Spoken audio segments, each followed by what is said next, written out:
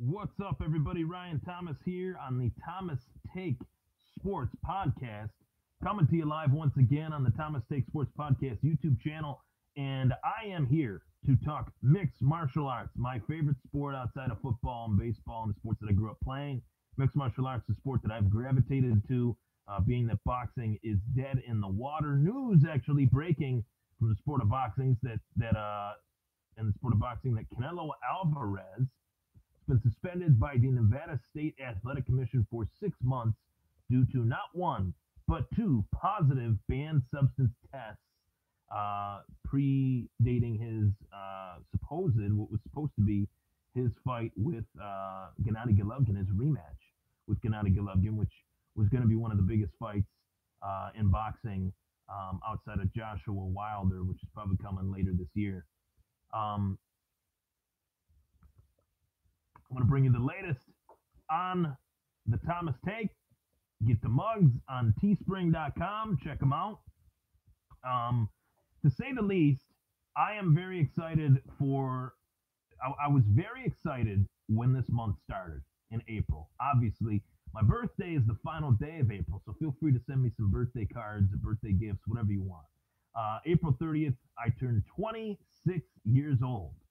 And when I looked at my birthday month, I'm like, well, I want to see what's going on here. Obviously, it's a great month for me because it's my birthday and my favorite event in the National Football League. What I find more exciting than the Super Bowl is the NFL Draft. That takes place, obviously, April 26th, as well as plenty of UFC fights this month and Bellator fights this month. Michael Chandler just beat Brandon Gertz in a dominant win in the first round in the Bellator cage. And then April 28th is Fedor Emelianenko versus Frank Mir. The winner of that fight moves on to fight Chael Sonnen in the first round of the Bellator Heavyweight Grand Prix. I can't wait for that.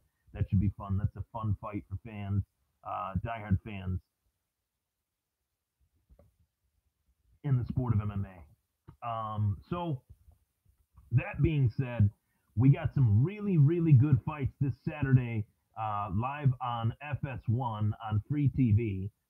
Kevin Lee, who is a rising star, coming off a loss to Tony Ferguson, though, for the UFC interim lightweight title, has taken quite a bit of time off. His last fight against Ferguson, that was back in October of 2017. And then you look at the other side of the coin, Edson Barboza coming off a dominant loss at the hands of Khabib Nurmagomedov back in November, I believe, or December, if I'm not mistaken. So both of these guys are coming off losses where they were both outclassed, so to speak, by Khabib Nurmagomedov and Tony Ferguson.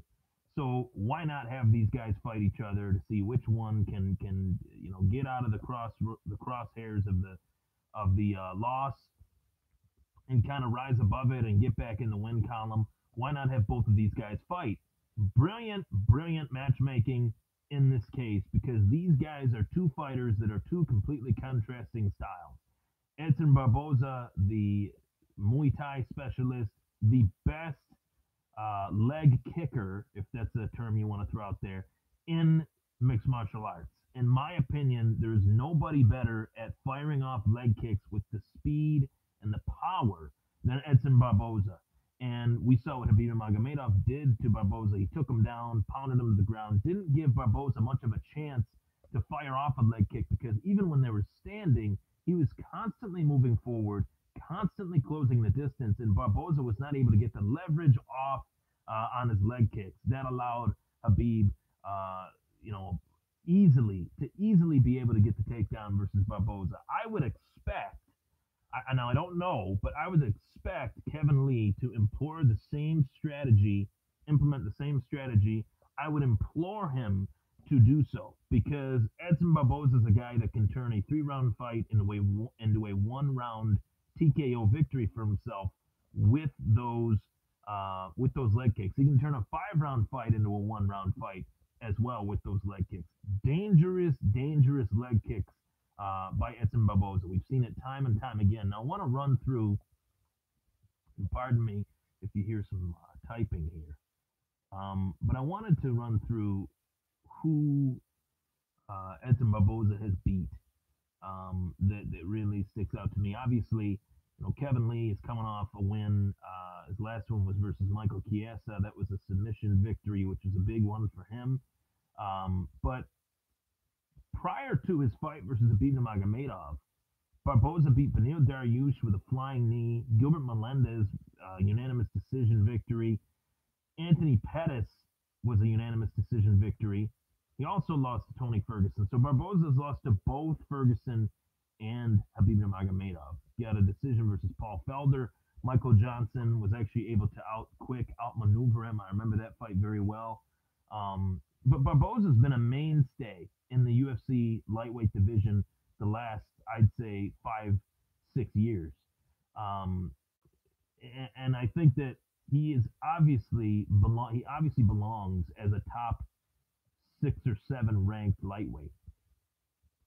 Kevin Lee is getting a huge step up in competition, taking on Edson Barboza, and I'm saying step up compared to what Kevin Lee fought before Tony Ferguson. You look at that, Kevin Lee fought Francisco Trinaldo, Magomed Mustafaev, and Jake Matthews, Efrain Uscadero. Not quite the level of Edson Barboza. With everything that Kevin Lee says leading up to this fight, to promote the fight, to hype himself up, to make himself a big name, to make himself a big attraction, he has to deliver because he said these things about Tony Ferguson. They had a verbal battle, and it was a fairly one-sided fight. Were there moments where Kevin Lee did pretty well? Yes, but he ended up losing that fight. Went into that fight with a massive, massive staph infection as well. That has to be noted in the conversation as well. But you can't say all these things as a young 25-year-old guy, talk the talk. You got to walk the walk as well. And if Kevin Lee can't do that, it definitely sets him back post this fight if he were to lose this fight. Edson Barboza, on the other hand, is a name. He's a mainstay in the division. If he were to lose to Kevin Lee, would it hurt? Obviously it would. But I think with a couple wins rebounding from that, he could come back. The chances of Barboza coming back after this loss, if he were to lose, are much better than Kevin Lee. Just because Kevin Lee's younger, they'll probably send him down, in some of the lower tier guys. Edson Barboza's been around a little bit longer. They'll put him in with another vet and see what goes on from there. He's more of an established name. Where Kevin Lee, I do think he has a lot of potential. I love Kevin Lee. I think he's going to be a legitimate fighter for many years to come. 25 years old, decent talker, a clean looking guy, says the right things, promotes fights the right way. And that offers me a lot of entertainment as a fan to watch Kevin Lee and to watch him react to certain situations the way he does. So, all that being said, at the end of the day, who do I think is going to win this fight? And that's really what counts. Who do I think will win this fight? Now, Kevin Lee has to have a set game plan heading into this fight, as every fighter does. Kevin Lee's game plan has to be spot on, and he has to implement that spot on game plan come fight time. If he doesn't, if he lets this fight get away from him a little bit, things could get really, really ugly for Kevin Lee in terms of the ability that Edson Barboza has. I think power puncher, I would lean towards Kevin Lee, but total mixed martial arts striking ability, I would lean towards Edson Barboza. And for that reason, I'm going to go with Barboza in this fight. He got a little bit embarrassed by Khabib Nurmagomedov. It was a very one-sided pounding, and Khabib was swinging the hammer in that fight, in the words of Chael Sonnen. And I think that this fight is just as important for either guy, but for Edson Barboza to redeem himself following that huge loss, that embarrassing loss to Khabib Nurmagomedov, I think he's gonna show up and he's gonna perform. I think Kevin Lee will be game. I think there's things in his game that obviously pose challenges for Barboza as well. In a stand-up war, I think maybe punch-wise, punch for punch, this was a boxing match, Kevin Lee would do very well. But if this was speaking on the fact that this is an MMA fight, things can get a little interesting. If I was Kevin Lee, I would enforce the takedown early, look to clinch, look to wear down Edson Barboza, and try to win that way, which is definitely doable. But just on the surface of things, I'm going with Edson Barboza winning this fight via unanimous decision. Hold on just a sec. We also have a massive co-main event in this fight card, on this fight card, April 21st in Atlantic City, New Jersey. Toms River, New Jersey native Frankie Edgar, former UFC lightweight champion, featherweight challenger, featherweight contender, title contender, Frankie Edgar, in my opinion, one of the best lightweights ever in UFC history. You look at his career, you look at what he's done throughout his career, defeating BJ Penn not once, not twice, but 3 times. And Frankie Edgar had this epic trilogy with Gray Maynard that to me ranks as one of the top 3 trilogies in UFC history. If you've never watched Frankie Edgar versus Gray Maynard 2 or Frankie Edgar versus Gray Maynard 3, those 2 fights specifically were amazing fights. You go back to his run as the lightweight champion, dates back to April 10th, 2010. It was UFC 112. Frankie Edgar had to travel to Abu Dhabi to take on the best lightweight that the UFC has ever seen, BJ Penn. He was a long shot underdog to win that fight, and he didn't just win the fight, he won it via unanimous decision. They did an automatic rematch, an immediate rematch in August, 4 months later in Boston, and Edgar defended the title versus Penn. Then you had the epic draw versus Gray Maynard. Then you had the epic knockout, not to spoil it, but the knockout from Edgar to Gray Maynard. Then you had 2 fights with Benson Henderson at UFC 144 and at UFC 150 back in 2012, where I thought Edgar won both of those fights and would have defended his title technically 1, 2, 3, 4, 5 times. And that didn't happen. It was, a win. It was a win versus Penn to win the title, a win versus Penn to defend it, a draw, which is technically a title defense. Gray Maynard, the third fight was a knockout, which was the title defense. And then you had this unanimous decision, bullcrap decision versus Benson Henderson. I really thought Frankie Edgar won that fight.